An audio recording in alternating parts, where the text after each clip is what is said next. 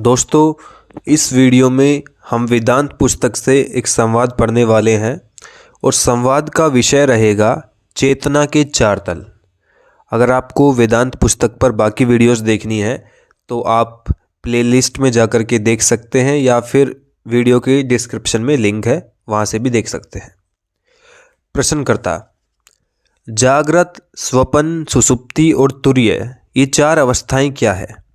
आचार्य जी: इसका जो शास्त्रीय तरीका है बताने का, शुरुआत वहाँ से करेंगे। 10 तो मानी गई है इंद्रियां, 5 कर्मेंद्रियां और 5 ज्ञानेंद्रियां, और उसके अलावा होता है अंतःकरण। अंतःकरण क्या? अंतःकरण चतुष्टय, जिसमें 4 आते हैं। कौन से 4? जो अंदर के हैं। इंद्रियां वो जो सीधे सीधे बाह्य जगत से संपर्क रखती हैं, और अंतःकरण चतुष्टय में वो आते हैं, वो 4 आते हैं जो अंदर को हैं, जो बाह्य जगत से सीधा संबंध नहीं रखते। वो 4 क्या है? मन, बुद्धि, चित्त और अहंकार। ठीक है, तो इनको आधार बना करके चेतना की इन 3 अवस्थाओं की विवेचना की जाती है।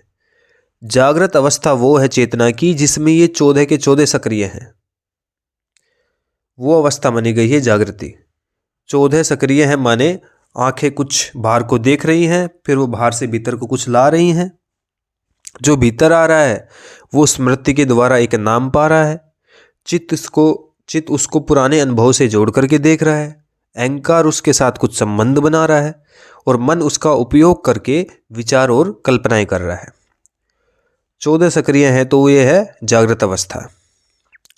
कुछ आया तुम्हारे भीतर, तुम्हारी त्वचा के स्पर्श से, तुम्हारे कानों में पड़े शब्द से, रंग, रूप, रस, गंध, शब्द, इंद्रियों की ये सब जो विषय होते हैं, तो ये सब विषय इंद्रियों के द्वारा भीतर प्रवेश कर रहे हैं, और भीतर जो यंत्र काम कर रहा है वो इस भीतर आई जानकारी पर, इस भीतर आए डेटा पर, आंकड़े पर कुछ कार्यवाही कर रहा है। किसी तरीके का कोई उत्पाद तैयार कर रहा है, जिसके द्वारा फिर जीव कुछ अनुभव करता है और कर्म करता है। ये जागृत अवस्था हुई। ये जो जीव है, इसका अहंकार अगर अनुभवों से बहुत लिप्त है और अनुभवों के फल का बड़ा लोभी है, तो फिर ये जो अहंकार है, ये इस बात की भी प्रतीक्षा नहीं करता कि बाहर से कुछ माल सामग्री अंदर को आए और मैं फिर उसके साथ कोई संबंध बनाऊं। वो अहंकार फिर कहता है, बाहर से सामग्री नहीं भी आ रही, हम तो कल्पना कर लेंगे, कल्पना का इस्तेमाल करके कुछ ना कुछ माल तैयार कर लेंगे। इस अवस्था को कहते हैं स्वप्न अवस्था। जागृति में तो अनुभव लेने के लिए आवश्यक है कि तुम्हारे सामने कोई खड़ा हो। मान लो तुम पैसे के पुजारी हो, तो जागृति में पैसे से संबंधित अनुभव तुम्हें कब होगा? जब आंखें कम से कम पैसे को देखें, हाथ पैसे को, या फिर हाथ पैसे को छुएं, या कानों में पैसे से संबंधित कोई बात पड़े। तो जागृति में अनुभव लेने के लिए इंद्रियों का सक्रिय होना आवश्यक है, इंद्रियों की सक्रियता आवश्यक है ना। और स्वपन में तो तुम्हें इंद्रियों की जरूरत ही नहीं पड़ती। तुम्हारा अहंकार इतना लिप्त हो चुका है भोग से कि वो कहता है कि आंखों से मुझे धन दिखाई पड़ रहा हो चाहे ना दिखाई पड़ रहा हो, मैं तो साहब कल्पना कर लूँगा, और कल्पना कर करके ही अनुभव के मज़े लूट लूँगा, जो कि आपके साथ नींद में होता है। नींद में आपको दिखाई तो कुछ नहीं पड़ रहा, लेकिन आप प्रतीक्षा भी नहीं करते कि दिखाई पड़े तो भोगूं। आप कहते हैं नहीं भी दिखाई पड़ रहा, मैं तब भी भोग लूँगा, मैं तो बड़ा चालाक हूँ, मैं तो स्मृति से सहारा लूँगा। चित्त क्या होता है? स्मृति का घर, यानी यादों का घर, मेमोरी। मैं तो स्मृति का सहारा लूँगा, और मैं मन का सहारा लूँगा। मन क्या होता है? कल्पना का घर। स्मृति के आधार पर कल्पना की जा सकती है। आपको किसी चीज़ का पूर्व अनुभव हो, वो क्या बन जाता है? स्मृति। और उस पूर्व अनुभव को ही आप नया रूप, रंग, कलेवर, आकार देख करके क्या बना लेते हैं? कल्पना।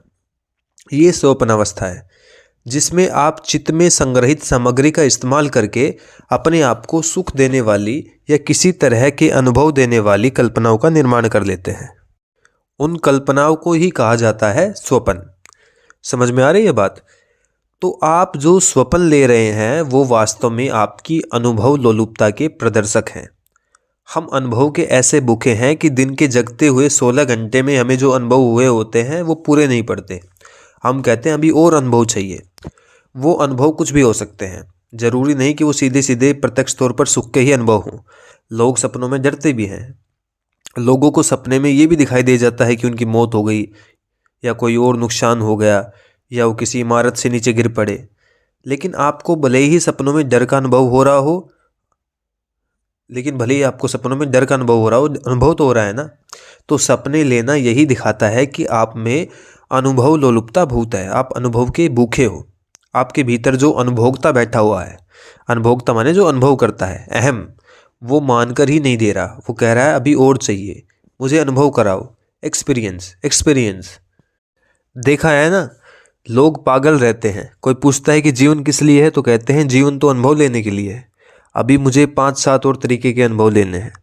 अब मान लो ये जो तुम्हें अनुभव लेने हैं जागृत अवस्था में, इनको पाने की कीमत चुकाने का तुम में सामर्थ्य ना हो तो तुम क्या करोगे? भाई, आप अनुभव लेना चाहते हो कि आपने जाकर के चांद पर छलांग लगा दी है, आप एस्ट्रोनॉट हो, अंतरिक्ष यात्री। आप रॉकेट में बैठकर गए हो और आप चांद पर कूद रहे हो। आपकी बड़ी इच्छा है कि आप ये अनुभव लो, पर ना आपकी रॉकेट पर बैठने की योग्यता है, ना चांद पर छलांग लगाने की आपकी इतनी पात्रता है। तो वो मौका तो ज़िंदगी में आने से रहा कि आप ये जो अनुभव लेना चाहते हो ले पाओ।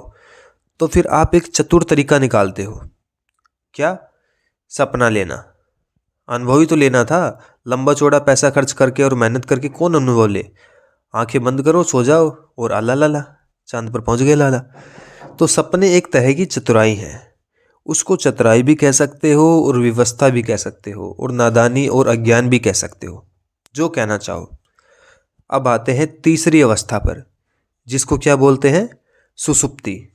सुसुप्ति भी अवस्था तो निद्रा की ही है, पर इस अवस्था में कुछ और होता है। इसमें तुम्हें सपने भी नहीं आ रहे होते। और कहा गया है कि सुसुप्ति का जो आनंद होता है वो तो सपनों से भी आगे का होता है। जागृत में आप सुख ढूंढ रहे होते हो संसार में, स्वप्न में आप सुख का निर्माण कर रहे होते हो कल्पनाओं से, और सुसुप्ति में सुख का निर्माण भी नहीं करना पड़ता। आप बिना किसी विषय का उपयोग करे ही सुख भोग रहे होते हो, यानी बिना किसी बाहरी चीज़ का इस्तेमाल किए हुए। तो सुसुप्ति क्या है? सुसुप्ति वो अवस्था है जिसमें आनंद अहम को अपने होने भर से ही हो जाता है। अहम को अब किसी विषय की ज़रूरत नहीं है, वो अपना ही आनंद ले रहा है, उसे कोई कल्पना भी नहीं करनी है। वो अपनी ही बेहोशी में डूब गया है। अब वो विषयों से रिक्त हो गया है, खाली हो गया है। एक तरीके से ये समाधि के पास की अवस्था है, और दूसरी दृष्टि से देखो तो ये गहरा और मूल अंधकार और अज्ञान है। ये दोनों ही बातें सुसुप्ति पर लागू होती हैं। जब व्यक्ति के, मनुष्य के अस्तित्व के कोषों के द्वारा निर्मित किया जाता है, जब कह रहे हैं कि जब व्यक्ति को कोषों के रूप में जब निरूपित किया जाता है एक मॉडल के रूप में, तो उन कोषों के बिल्कुल केंद्र पर जो बैठी होती है उसे कहते हैं आत्मा। और उस आत्मा के जो निकटतम है उसको कहते हैं आनंदमय कोष। जो आत्मा के जस्ट बाहर वाला कोष है उसको कहते हैं आनंदमय कोष। उसी आनंदमय कोष का संबंध सुसुप्ति से है। तो एक तरफ तो ये जो सुसुप्ति है ये आत्मा के निकटतम है, और दूसरी ओर ये जो सुसुप्ति है वो सबसे बड़ा झूठ भी है और सबसे बड़ा नशा भी है, क्योंकि आपको आनंद की प्राप्ति हो गई है बिना मुक्ति के ही, बिना साधना के ही।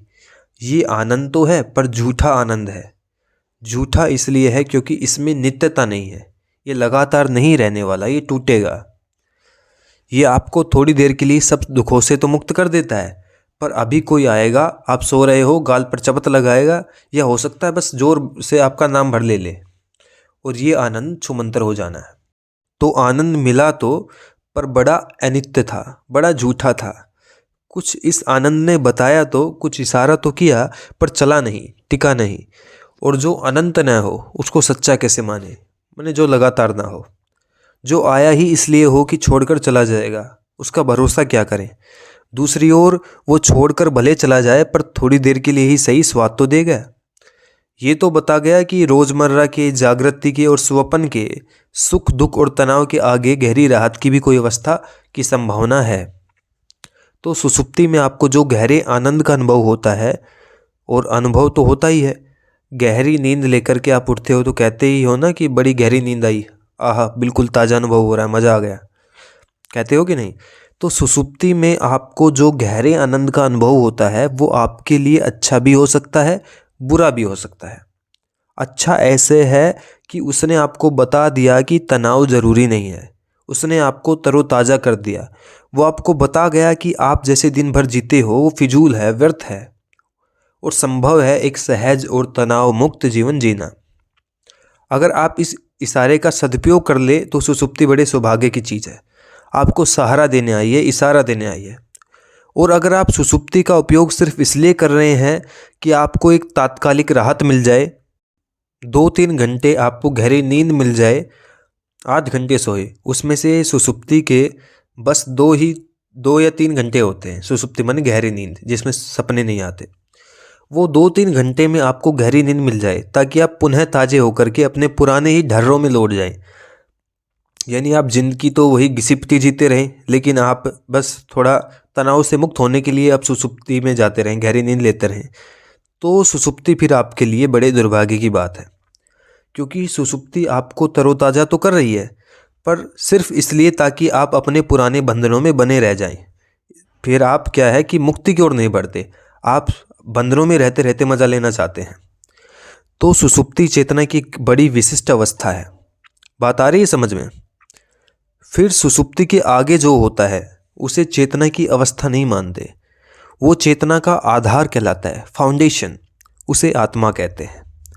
और वो चूंकि इन तीनों अवस्थाओं से आगे होता है तो इसलिए उसे तुरीय भी कहते हैं। तुरीय मानी आगे का।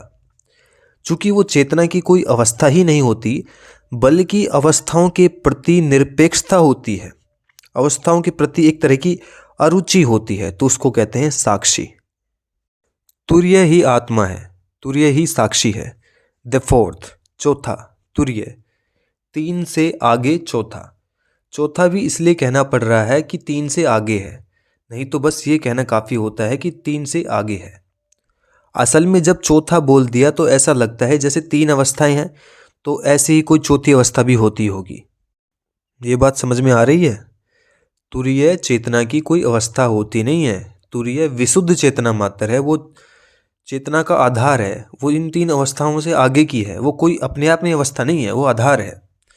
तो इससे ये भी स्पष्ट हो गया होगा कि ये जो चेतना की 3 अवस्थाएं हैं जिनकी हमने बात करी, ये वास्तव में तीन अशुद्ध अवस्थाएं हैं, क्योंकि आत्मा होती है शुद्ध चेतना मात्र, विशुद्ध।